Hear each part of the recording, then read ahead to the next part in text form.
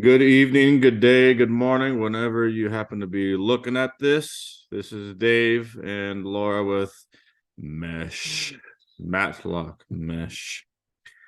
We are self-proclaimed experts. No, we have other good stuff. Laura has a certification. I'm a bum. I'm just joking. But anyway, we're going to talk about the audacity to be surprised today.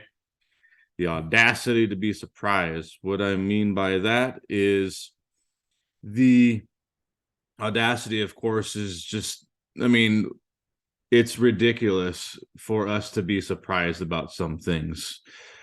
There's a quote actually by Einstein when he says, insanity is doing the same thing over and over and expecting different results. Yeah. And in the posts, I put a story about going to the restaurant or something like that. And we would go to a restaurant. This is when the kids were small. It's better now, but there's still issues, because they're learning how to be, Cole's learning how to be a gentleman, and Julia's learning how to be a lady. And we would go to the restaurant and we would think, hey, let's go to the restaurant. We'll have a nice time. And the whole point of going to a restaurant is to pretend to be rich. Yeah. Because you sit there and you'd be like, oh, my water is empty, so I need you to come on over here and refill it for me. Fill it for me. Yes, fill it for me. I better not see the bottom of my glass. And that's the whole point, to pretend to be rich for an hour. Have someone else cook for you. Yeah. Have someone else clean for you. Yeah, someone else cook, someone else clean, and there's a experience that's supposed to go along with that. The problem is when we sit there at the restaurant, I end up like walking around back and forth with a kid that's screaming in my ear. And I'm thinking to myself the whole time, like, why did we even do this? And there's a bunch of times at restaurants that we would like trade off. Okay, here, you hold the kid while I eat, and then trade off back and forth. Like, yeah. No, these days you have the little the infant carrier. The carrier that fits also in the car like a nice little snap. And like I would sit there or stand there rocking the whole thing with a child in it while we're trying to pretend to be rich. So it's like I could be doing this for like 30 cents a meal rather than $30 a meal, at home.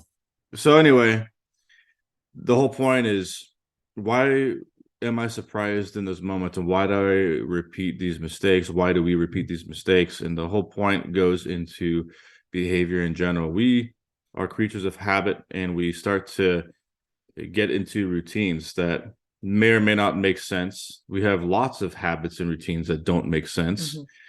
Humans in general aren't really all that logical. You hear people say, oh, I'm logical. No, they're not. No one really truly is. No one's Spock.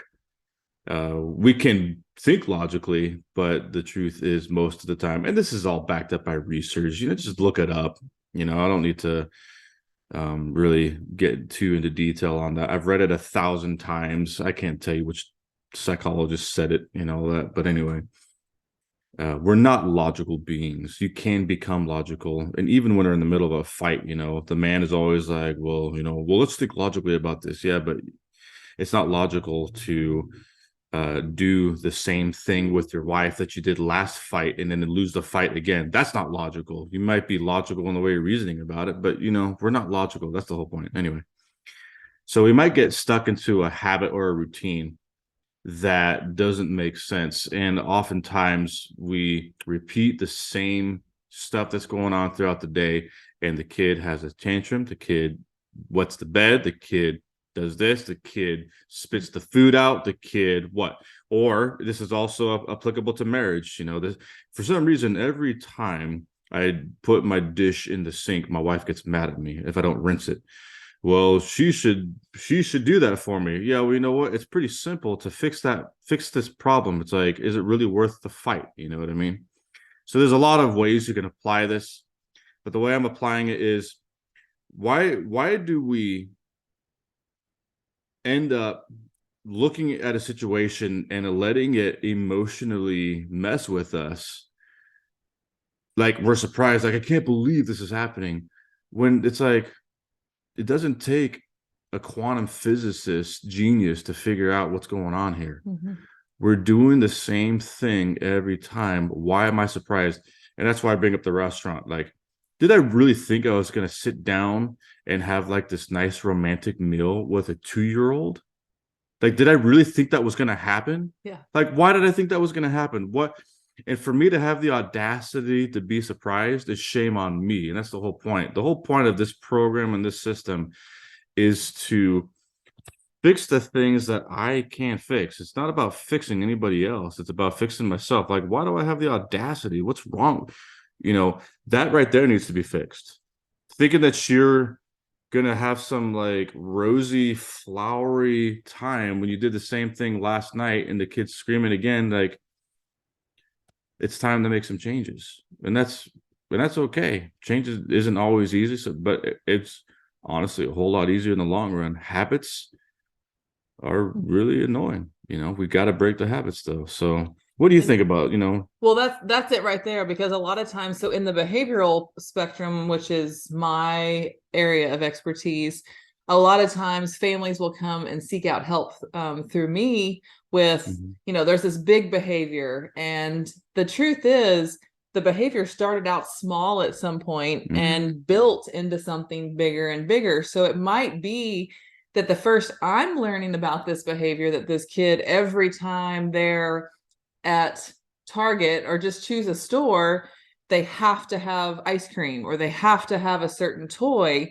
And that exists because it exists because it exists. It's allowed to exist. Like, and it started somewhere. So it's looking at the habits. And that's really, even in those moments, there's ways to support the extinction of those behaviors. No one wants to have the kid that's having the tantrum in the middle of the aisle and getting all the looks, and we add all of our own guilt to everyone else's look. But Mhm. so those are the areas that I do help support when they get that big. But why wait till they get that big? Look at your habits now. And if you don't like a behavior, or I call it eggshell moments with families, the times that you're like, he's about to, oh, hey, he didn't go off. Yay. But then why wait for next time? Like, why, when you feel those moments, why not look at that and be like, why do I feel that way? Is this normal? Like, is it a part of a natural childhood that they're supposed to develop while my mom and dad feel like this, or grandma, or whoever the caregiver is? And I think a lot of times we get in these routine of habits of, well, that's just the way it is, but I don't like it. So then but if you don't like it, then don't say it's the way it is. Let's look at trying to change some of those, especially before they become big habits. Because when you change big habits, it all behavior, a law of behavior, it gets worse before it gets better. So let's try to change it before it's a really big behavior that then gets worse before it gets better. Yeah. Yeah, no. Excuse me. Yeah, what Nice. what you said. Yeah, what you said I think rings really true, because you just answered the question, why do I have the audacity to be surprised? Right. And the answer is because we slowly led up to this point. Mm-hmm. So if we start small and let the child or the relationship get a little bit bad, and we tolerate the negative behavior as long as it's not too obnoxious, Right. then it's all good. But then we find ourselves, a month, 3 months, 6 months, a year down the road, is such that it's become such a habit that, and if our stress is like, and our health is slowly getting worse, because of the negative emotions associated with it, and then we end up wanting to burst eventually. But then we look back and wonder in the moment, why is this happening? And it's like, why are you surprised? Well, the reason why you're surprised is because it happens slowly. So we are here to help you pinpoint those things. Laura especially is an expert at helping with behaviors with children, and like you did, and where doing it starts. doing an analysis of the routines, the reactions, the behaviors, Mhm. etc.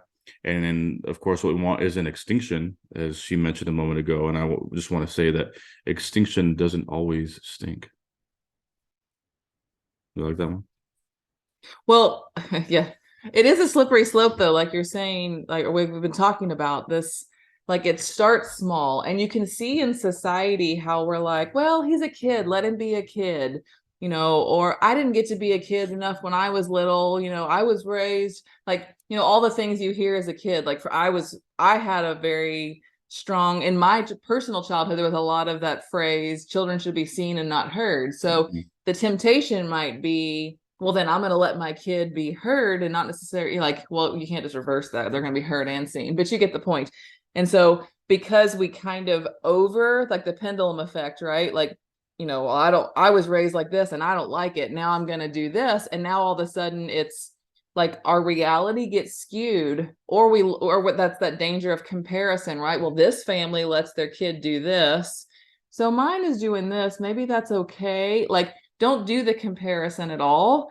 Look at what you guys believe. What are the values in your family? What are the things that you want for your kids? Something that Dave and I did when our kids were young. By no means, by no means perfect parents, but we looked at a behavior that would happen and we would decide, is this okay at 15 years old? Is this okay at 25 years old? So is it okay when they're 5 years old? Or even to some degree, depending on the behaviors, is it okay at 6 months old? And Mhm. we train the behaviors that we want. If I want my kid to scream at me to get what he wants, then what's the difference at 5? Why is a kid at 5 getting in trouble for doing what he did at 6 months old? So, and at the neurological development level, and like me being the nurturer, that's a whole different subject. But when Mhm. you're getting down just the brass tacks of training and reinforcing the desired behaviors and their sense of self, training that, like where are my values? What am I seeking to instill? Because in reality, if I tell them, hey, you more or less get in trouble for this behavior, and then I don't follow through, then am I trustworthy? Am I telling them the truth? Can they depend on me to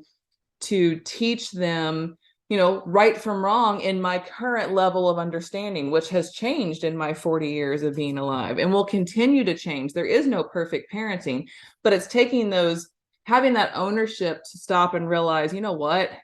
I don't like how I was raised, but I don't really like how this is going now. And just be able to say, let's try something different. Even if you don't know what it is, be willing to be open to the fact that this behavior is getting worse, instead of just pretending it's not getting worse, or oh, it's okay, or just all the cultural like norms that we have. And I'll give Yeah. you an example. In a classroom, I'll get sent into or called into work with a classroom where this teacher, for example, might be having a behavior problem that's stopping classroom instruction. And not all the time, but there are multiple classrooms I've been in where in reality the kid is still on task, and the kids around them, let's say the kid's like tapping the eraser or like swinging his foot on the floor. I don't know if you can hear that, just swinging his foot back and forth, but he's still getting his work done. The grades show he's still understanding, and the classmates around them are still getting their work done and not being distracted. So is it just annoying to the teacher? Is it a pet peeve? And a lot of times as parents, some of the stuff that we react to until it interrupts my TV show, right? When they're like in your face, mom, mom. And then we're like, stop. Because now it's annoying and it's Yep. inconvenient.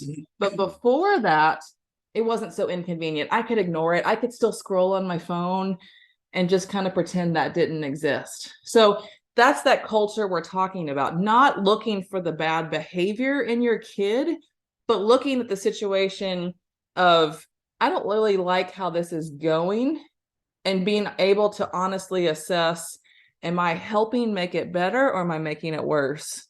And then, from there, there's all kinds of nuances. And that's what we do. We help Mhm. pick those apart so that you have like some direction on here's where I want it to be. I feel like we're going this way. Help. Yeah. So, yeah, this is a fun one. The audacity to be surprised.